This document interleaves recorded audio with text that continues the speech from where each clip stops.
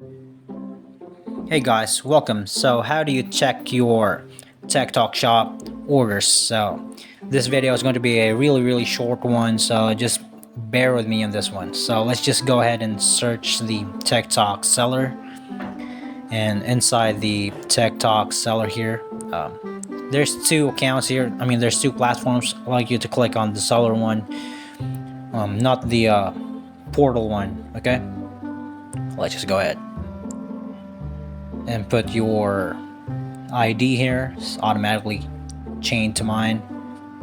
Just wait for it to load a little bit. I do apologize for the reception here a little bit. And okay, here it is. So where do you actually find your products? Just here, orders. Here it is.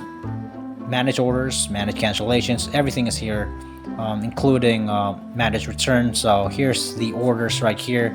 You can see it here. I haven't made any orders in the past couple of weeks, so you'll be able to see it here. So thank you so much for watching tech trick tutorials, and I hope this video is of any help, and you guys have a nice day.